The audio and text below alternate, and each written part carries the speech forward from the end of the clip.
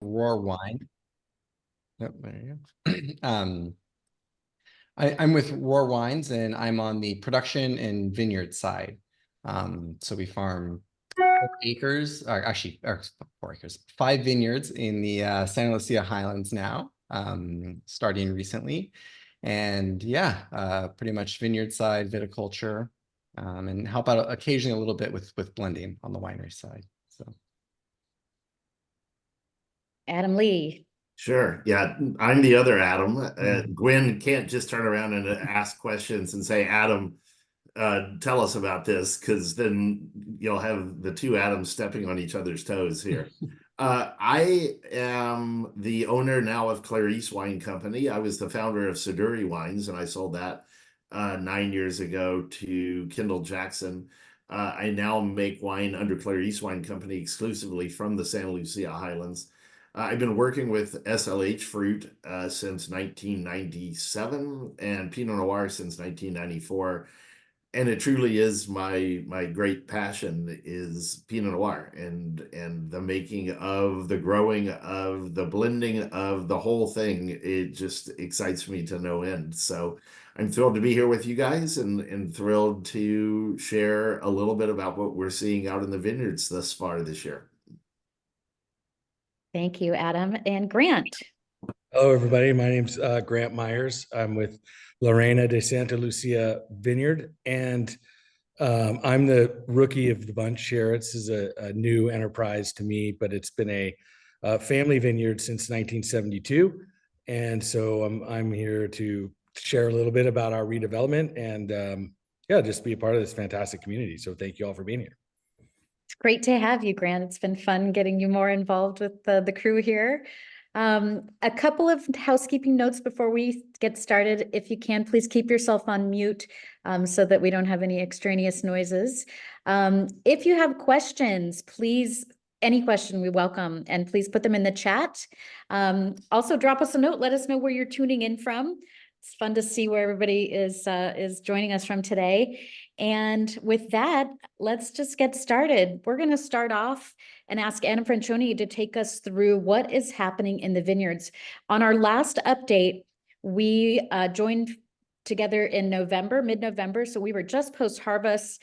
So Adam, fill us in on what's been happening through the growing season post-November.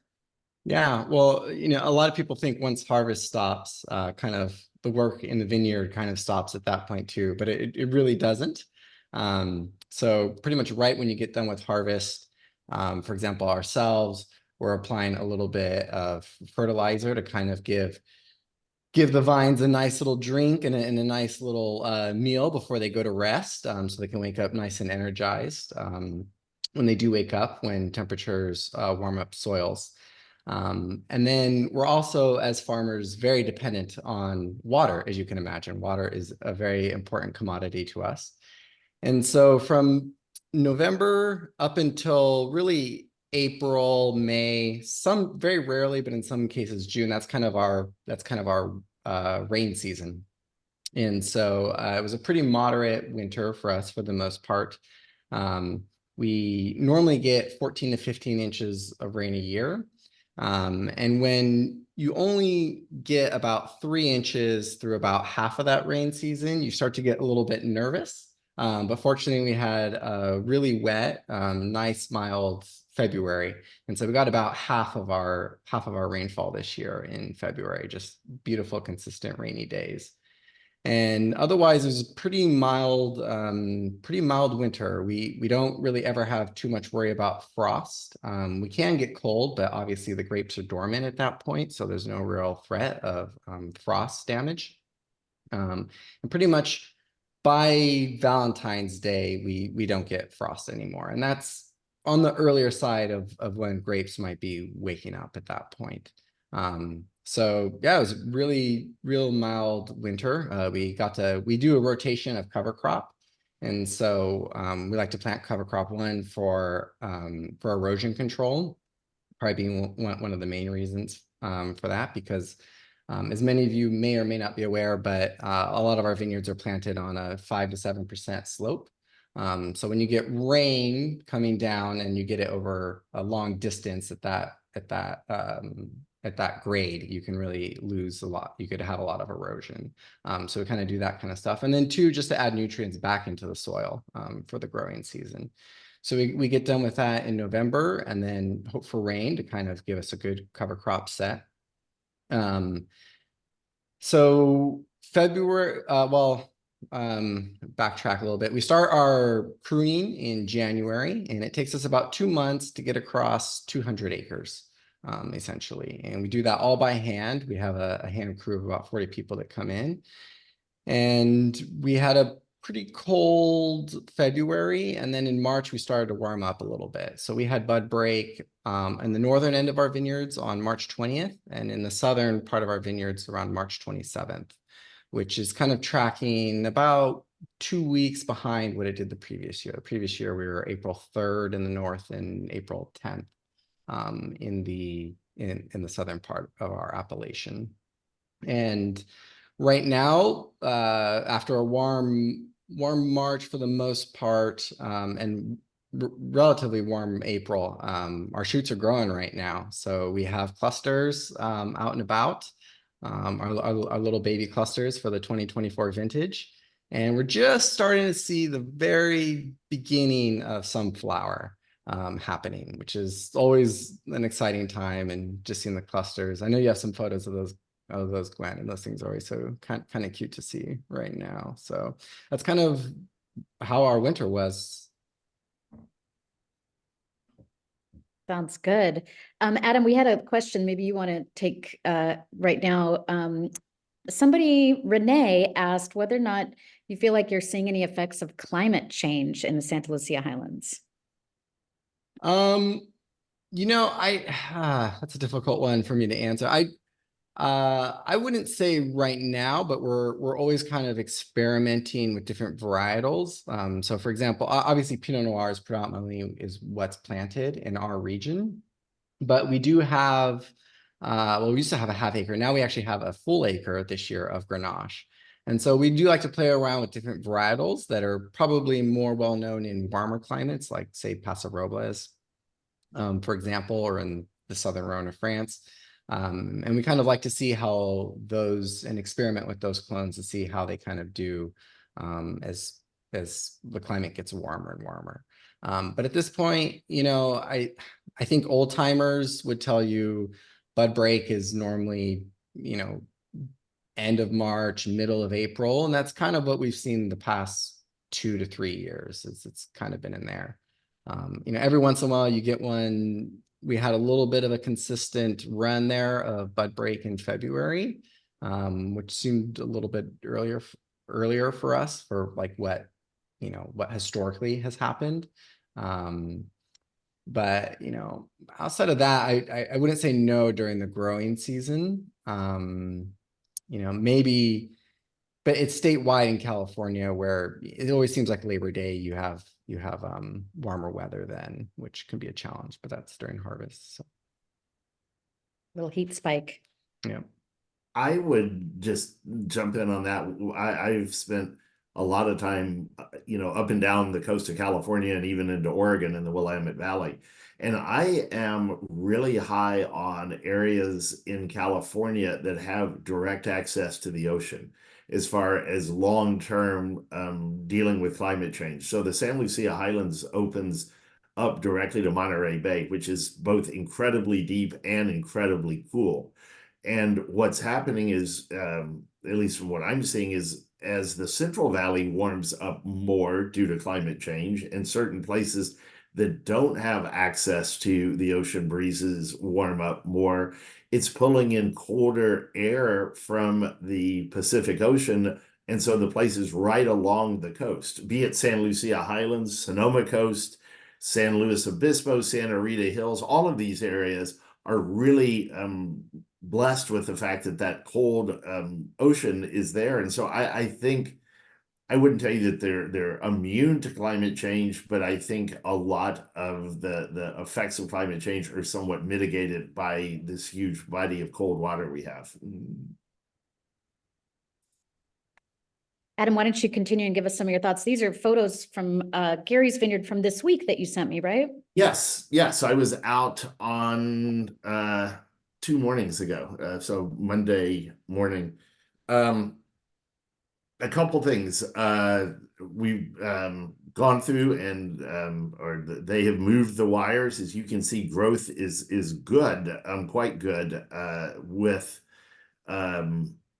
think that's a testament to the fact that the rains, not only did, as Adam mentioned, we had a good amount of rain this year, probably upper end of normal, but a lot of it fell later in the season. And so that later season rain, I think, is leading to some healthy shoot growth right now.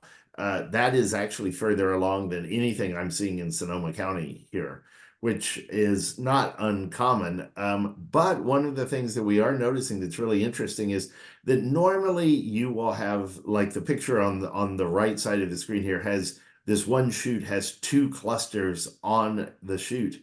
And occasionally you'll see a 3, sometimes you'll see a 1. This year we're seeing very few triples, very few of the 3 clusters per shoot, a higher number of 1s than we normally see, and also some blank shoots without any clusters. So that means that we are starting off with a lower crop. I think haven't gone through and done official cluster counts.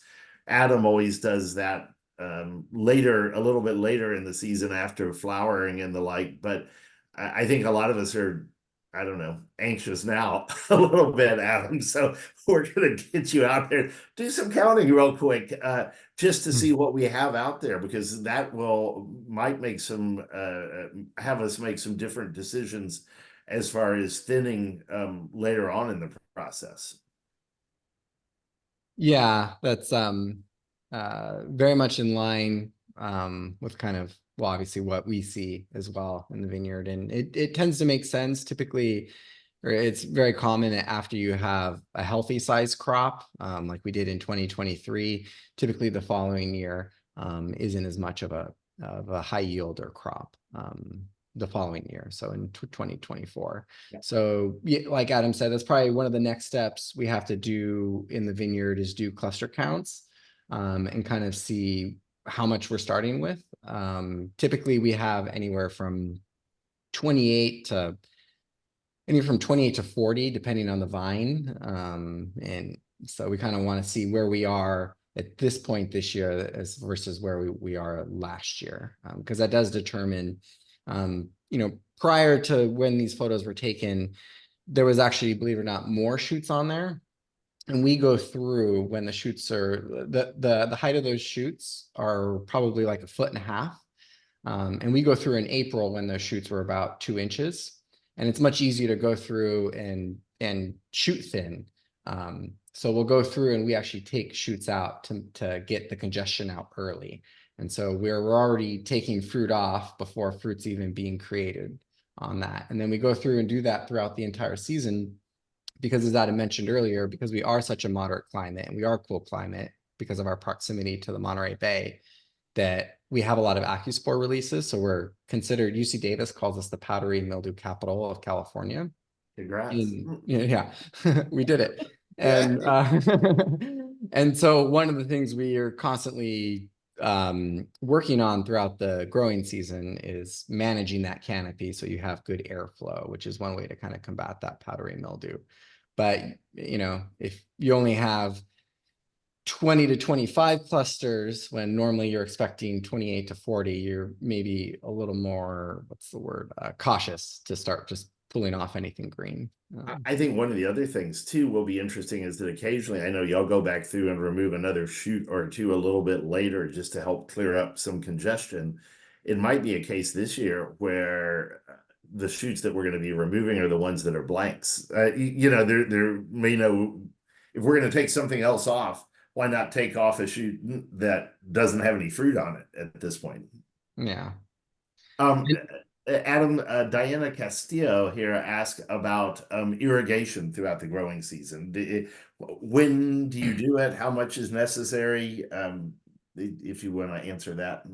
Well, the fortunate thing about grapes is they're relatively pretty drought resistant. obviously they do need water, but it really varies year to year and site to site, and timing of year. If you get later rains, like say in April and March, you can probably extend the period of when you do need to irrigate, versus if everything comes, all in December and you don't get rain all year, then you're probably a little more likely to have to come in and irrigate, because you do want those canopies nice and healthy, so it can carry you through all the way to November. Because we have a relatively longer growing period. We're a little bit longer than Sonoma and Oregon is. So, to really carry to what our wineries and what the wineries we sell to, and what Roar feels for our ripeness, we got to go all the way into beginning of October, sometimes all the way till the end of October, to get through harvest. So it's really a factor of how much rain did you get, when was the last time it rained, size of the canopy, that kind of stuff, and site. But I guess to give you an idea, we also farm lemons and avocados. And we measure how much irrigation we do in acre feet. So if you imagine an acre filled 1 foot high, that's the unit of measurement. And so we also farm lemons and avocados, as I was mentioning. Those take about 2.5 to 3 acre feet a year to farm, versus the grapes, which take about half acre foot per year to farm, to irrigate. So it's not much water we use. We're pretty sparing with it, or we don't irrigate a lot. And I would imagine something like this year, where we've gotten 15 inches, which, as Adam mentioned, is a little bit north of average. We probably, we won't water very much this year. I would chime in too. We've got a couple of growers that are experimenting with dry farming, so no irrigation. So a Skoll Vineyard with the Caraccioli family, and Morgan has a little dry farm block in their organic vineyard as well. And just for comparison, as Adam mentioned, 15 inches is almost a lot of rain for the SLH. Between 10 to 15 might be average, whereas a Napa or Sonoma, we're talking 40 inches of rain. So this is an area that's already very well conditioned to low rainfall conditions, which is part of what you see in the flavor of the grapes as well. And then one more question here from Carl. Did the recent rains create any issues with shatter or mold or mildew? No, not right now. I don't know that rain necessarily. I feel like we're more worried about cold weather in terms of flower and set. But we also don't have any flower right now. So nothing's really out. So there's no threat of shatter right now. We've got, looking at the forecast right now ahead of us, I think about 2 to 3 weeks, they're saying, of somewhat warmer than normal weather coming ahead, which, I remember y'all flowering as early as like May 5th or maybe even May 1. I mean, beginning to see it. We're kind of starting to get into that window. If the weather was a little warmer and nice, that would certainly be, and consistent, that would certainly be real helpful for, I think, for flowering and set right now. Yeah, I mean, like you said, the forecast right now looks beautiful. When I feel like when we do get rain kind of during these spring months, it's usually cold. And like you said, there's no real rain in the forecast. Or Adam was willing to bet the farm, for anyone out there who wants to place a wager. Anyone who won the Kentucky Derby can double down on whether we get rain the rest of the year or not. That was your mom that won the Rosella won, her horse won. She did. Grant, why don't you tell us a little bit? You have a little bit of a different experience happening with things out at Reina this last growing season, or since November.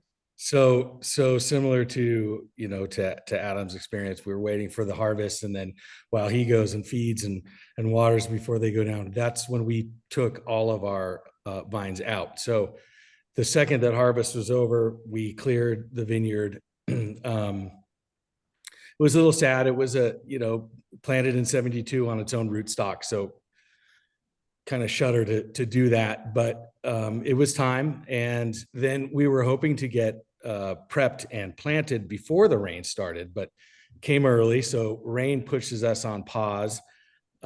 We were able to get disking started in March, early March, but then we had some more rain, so it's been on pause until now. And hopefully Adam is right, and he doesn't lose the farm, and we don't have any more rain, and we can get going. We're hoping to plant by June 15th, which would put us on to keep us on our schedule. And so, fingers crossed that that's what happens. Sounds good. Okay, so we wanted to talk about a couple of other exciting things happening here in the Santa Lucia Highlands on the vineyard side. And Adam Franscioni, you guys have a brand new project. We've seen a little bit of press kind of locally about this, but why don't you tell us what's happening? Yeah, so the third vineyard that we will be farming was planted in 2020 with the Pizzoni family. So for those of you not familiar, we have previously to 2020, we had two vineyards that we farmed in the Santa Lucia Highlands with Mark and Jeff and Gary Pizzoni. And that was Gary's vineyard, which was planted in 1996, and Soberanes vineyard, which was planted in 2008. And in 2019, we were leasing out some ground to cactus. They were farming cactus there.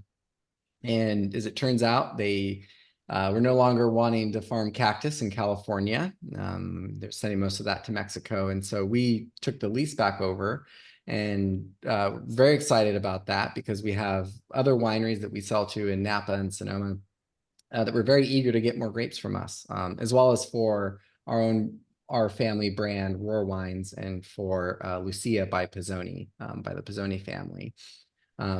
So in 2020, we laid the ground and planted what's now known as Windrock. And kind of how we came about that name is it is incredibly windy and incredibly rocky. So we took those two characteristics and kind of combined them together. And I remember it just kind of hit my dad, Gary Franscioni, actually came up with the name. It just kind of hit him. Yep, there's photos of it. You can see not too many rocks there, right? Just a little bit. But as we were going through and putting in the end posts and the stakes and the entire trellis system, it was just blowing wind like crazy. And as you can imagine, having to hammer those stakes into the ground there with all those rocks was painstaking labor of love. So just every day I'd come home, and the first thing my wife would say is, you need to get in the shower, because I would just be absolutely drenched and covered in dirt. And I just remember hopping in the shower, and it was brutal. So yeah, it was definitely a labor of love to plant this, but we're really excited about this vineyard. It's planted to 100% Pinot Noir, 2 clones, Pommard and Calera. And Mark Pizzoni did a lot of the work in planting this vineyard. And he sought out some really great nurseries to kind of get our rootstock from, and our clonal material. That's one thing that's not necessarily always mentioned in the wine industry, and even I'm sure Grant can speak to a little bit more with his project, but that there's so much disease that even gets passed around to a lot of these nurseries. And so, there's a lot of nurseries, but it takes a lot of time to go and find really good ones. And Mark found 2 really good ones that were extremely remote, very like couple hours outside of Sacramento, so very far away from where we were. But that's just like one of the things of all the research you go into trying to put your best foot forward on planting a new vineyard. And we've done some cool things. So with having 2 other vineyards that we planted, Gary's and Soberanes, we've done a lot of trials and experimentations. We've done different row spacing, some 8-foot, some 6-foot spacing. We've tried different row directions. We've done true north. We've done magnetic north, south. We've done 246 degrees off of true north. We've done 243 off of we're talking about like 3 degrees difference on really 4 or 5 different vineyards we've tried them on. And so when we put this together, we really liked a block that was 245 degrees off of true north. And we really like the 8-foot row spacing on there. So it was kind of cool to have these experiments that have been happening between our partnership, which is a quarter of a decade old now, which is just amazing to me that a partnership has lasted that long. And Adam's not too far behind. Adam's been our partner for 19 years. So you're catching up, Adam. But it was really cool to have, 25 years of grape growing knowledge, plus 40 years of farming knowledge, and kind of having all that wealth of data and kind of be like, okay, like this is kind of our sweet spot. And so we got a chance to plant that. So these are some clusters that had popped up in early April. So they look a little bit different than what Adam's are. And that's new tissue growth. Yeah, that's the 2024 wine right there. 2024 vintage right there. So will you be getting a harvest this So last year was our first technical harvest. We really, well, actually, Adam hasn't tasted it yet. Actually, I don't think you've tasted that vineyard No, yet. but I have for Roar. Rombauer. For Rombauer, you have, yeah. Because I made it for them. Yeah, that's right. But so on the Roar side that I've tasted, it actually was really fantastic. I really enjoyed it. For right now, it's going to go into our Santa Lucia Highlands appellation wine. But this year will be our first, I'd say normal yield harvest. So congratulations. It's very exciting. Yeah. So now let's move over to Grant. So Grant, as you mentioned, La Reina Vineyard is one of the original vineyards, 1972 in the Santa Lucia Highlands. You've got some great history, third generation grower. So take it over and tell us what's happening at La Reina. Yeah, thank you. I'm, like Gwen says, third generation of the family that founded the vineyard in 1972. A little background: it was planted by Jerry McFarland, who planted a ton of these first generation vineyards, sort of marking the first wave of vineyard development in the Santa Lucia Highlands, along with my grandfather on our plot. Jerry was the managing partner for most of the time. And as he and my grandfather aged into retirement, they put it into a period of lease management for 20 years. And then 2020, when my grandfather passed away, and then in 21, when the lease was set to expire, it came back to my mom, who had a sort of a crossroads. What are we going to do? Sell it? We keep it in the family? And then she came to me and said, proposed that we keep it and that I manage it, the future of the vineyard. And knowing zero about the wine business, of course, it was all in, right? I'm in, let's do it. And I had a really strong connection with my grandfather. And a lot of people would ask, why in the world would he buy a vineyard in California? He's from Kansas. I noticed there's a couple of Kansas City people here. So W.D. Grant, he buys this plot in Kansas, and no one really knows why, but I always did. He was a romantic and he was an adventurer. And I feel like we're here to follow in those footsteps. So we're diving in blindly, but not so blindly, thankfully.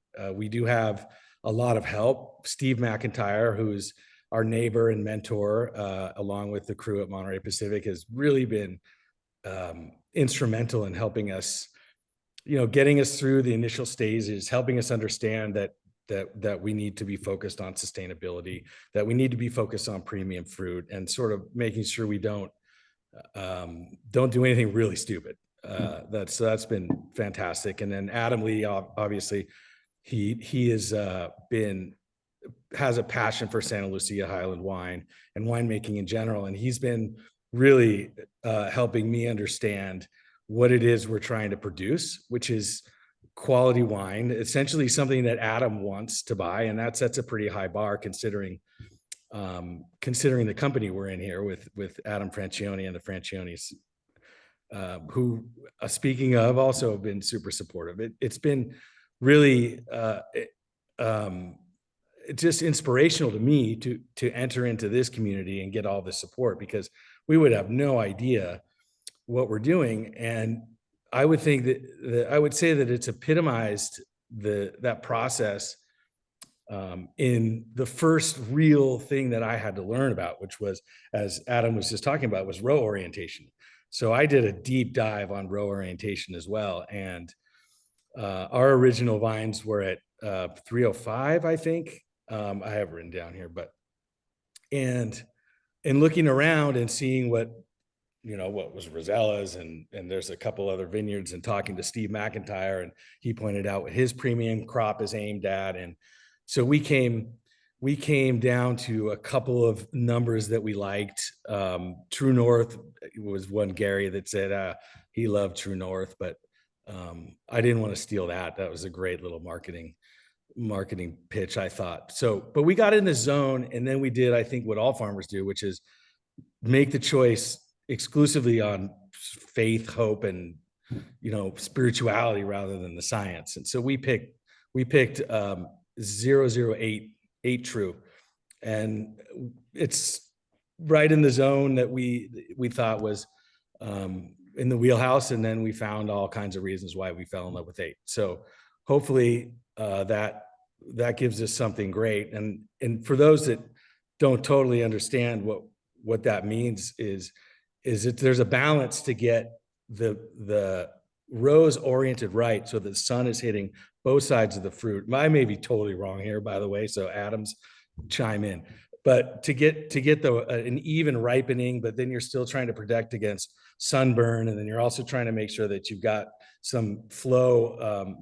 You're getting airflow in there to help with the pests and the mold and all of that. So next would be pruning for us, and that's something that I know zero about, but I'm super excited to learn about, because I can tell, just even listening to what Adam's saying now, is that that's a real art form in the vineyard, and that stuff gets me really excited. Don't worry, Adam, I won't be pruning myself right away.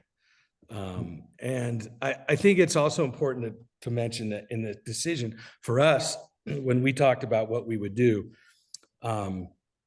and we identified that we wanted to be, we wanted to try and grow premium fruit and really spend the time and the energy and the capital to put ourselves in that position. And then discovering that, wow, I guess the market's not amazing right now. And so there's a bit of a downturn, and reports advising vine removal and this and that. And that was kind of daunting, but we knew what we wanted to do. And reading the tea leaves, or the reports, we noticed a pattern of resilience in 3 variables. And Adam Lee's hit on this a little bit already. The coastal farms in the emerging regions and the premium wines. And those seem to be areas of the general market that do better than the rest of the market. And so we're already 2 of those, being coastal and in a sort of emerging Pinot Noir powerhouse in California. So they just kind of solidified our commitment to that premium product. And so we're really embracing our instincts to redevelop Reina into sustainably farmed premium wine grower. And we do that with a ton of enthusiasm for the future of Santa Lucia Highlands, and really a deep appreciation for our community and our mentors. And we're excited to contribute to that legacy. So you're replanting with Pinot Noir. Tell us what's next, because you don't have anything in the ground right now. I have some photos I'm going to share too. Yeah, that's right. So right now we are just we've cleared the vineyard, and we started disking, turning it over. And once the rain stops, which hopefully it has, we'll go back in and finish that, and then start prepping the ground. And one of the things we need to do is wait until it's dry enough so that we can get deep enough so that we can explode the ground underneath. Because if we don't do that, then the roots don't grow right, and all kinds of nuance in setting it up. And we've got our row orientation, and then by June 15th, we're hoping to have everything in the ground. So it's happening very fast. I'm sure they were out there today, given that I think everybody believes the rain's gone. That's the process. When do you think you're going to have the first vintage off of Reina? Well, the grapes, or the vines, are almost 2 years old at this point. So 2 years. Very exciting. Very exciting. It's really something when we keep seeing these vines, 1972, they're up there for grapevines. So it's wonderful to have so much experience and commitment to replanting and continually revitalizing these old vineyards. Wonderful. Yeah, it's fun. And like I said, it's an amazing journey. And the highlight has definitely been the local community and the wines and tasting the wines here and just discovering what an art form that is. Well, speaking of the wines, we have our plan for our next discussion, which a few of you have already commented. You want to know about 2023. You want to know what's happening in the cellars, what's going on with all the wines in barrels. So Adam, Lee, let's talk a little bit about what you're seeing. You've got wines from all over California, not just the Santa Lucia Highlands, but give us a little update on what you're seeing in the barrel. Well, so fortunately, I was down in the Santa Lucia Highlands to work with Adam Franscioni and his family and his talented winemaker Scott Shapley on blending roars. So we just had 2 long, difficult days of tasting wine and after wine after wine. And you do want a beer at some point after you're done. There's no doubt about that. But then I've also gone through and blended my Clarice Pinot Noirs and then tasted Murray, my GM, and very talented winemaker in our own right, tasted her wines from up here in the Russian River and Sonoma Coast areas. I think there is one thing that you can say about the vintage right now. 2023 is getting an extraordinary amount of hype, and I think a lot of it is well deserved. It was the latest harvest that I've ever started. We didn't really pick anything until October in the Santa Lucia Highlands, and that is quite unusual to really start that late. It has been interesting to do the blending because we're looking at some of the blends at the same time that we normally look at them. And yet the wines have had one less month in barrel, so they're less evolved in some ways. So we're almost having to, we did something different with Roar, and it's the same thing I actually did with Clarice as well.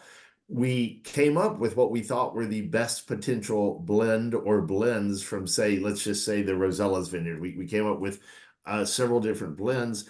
We put those in the bottle, in a bottle, sample bottles like you'll see right there. And then we got back to them the next day. So instead of trying to make a decision on that same day as to what the wine was going to be, we let it marry together for a day, day and a half, and then went back and tasted through those blends.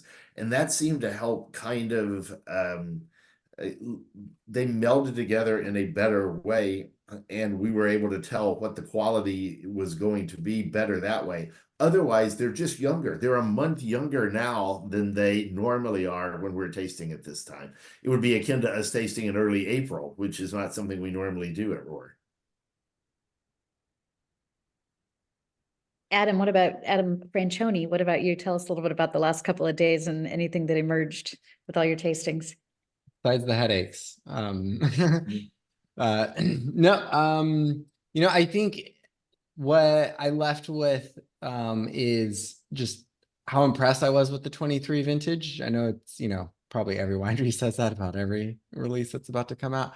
But with the 23, because we did have more yield than what we normally do, it's always great to blend in that type of vintage because kind of to steal a line from Adam Lee, it's like having more spices in the cabinet in the kitchen. And if you have more spices, you have more stuff to play with, and in some sense you can make better food with more spices.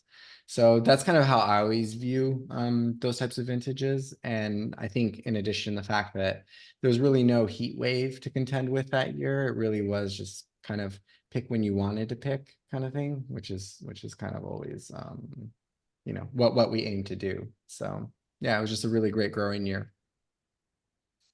Much different than 22. And it sounds like for many of you, maybe not for all all folks in the wine business at the moment, having a little larger yields in 2023 is a good thing. I know a few of you that were short on your 22s that and are almost out, right, Adam?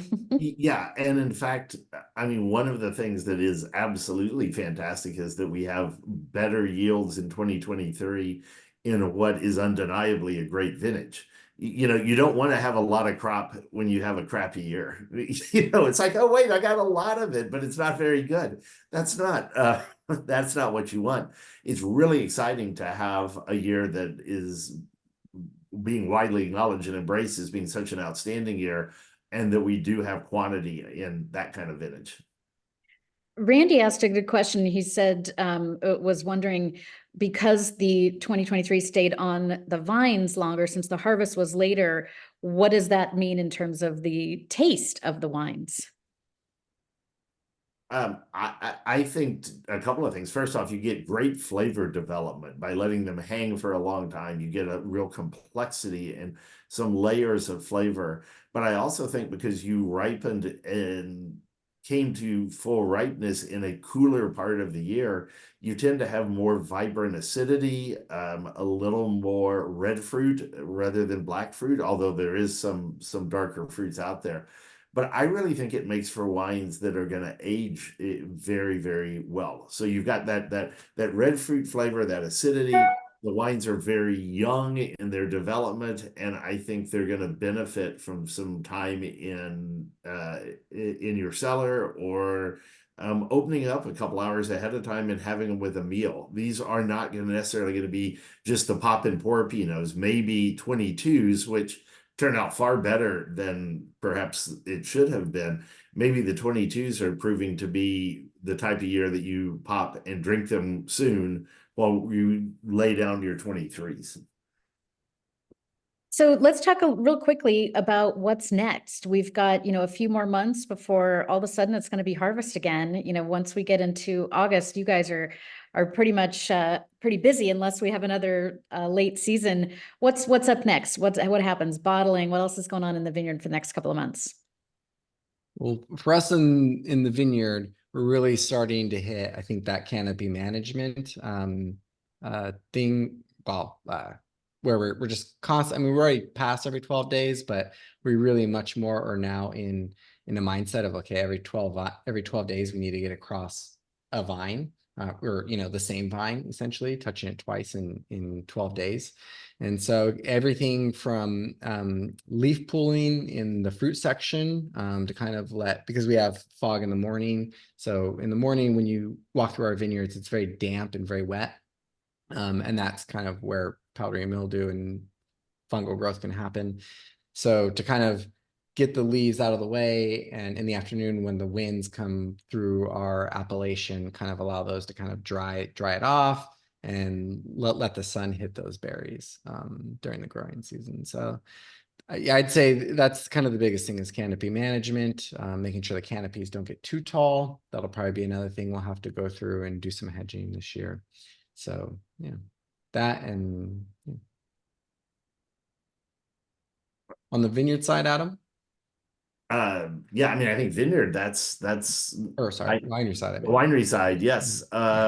Well, now that things have been blended together, really, quite frankly, it's letting them grow up on their own, letting the wines come together, making sure you have appropriate labels ordered. So now that we know on Roar or Clarice how much we're going to be making, you can order of the Rosellas, you get labels ordered, you get all your supplies ordered, you get everything prepped for bottling sometime usually in August, and then before you know it, harvest in time to check the vineyards is coming around again. Grant, I guess from your end, we're gonna hopefully maybe see you next time with some photos of some grapevines in the ground, huh? Yeah, I think for us, it's a lot of work to get them in the ground. Try to get them in early so that they have some time to grow before it gets too hot, and keep them alive and cross our fingers. Very exciting. Any last questions from anybody in the audience? You're welcome to drop it in the chat or unmute yourself and ask something of our wonderful panel. Meanwhile, I am going to share just a couple of updates.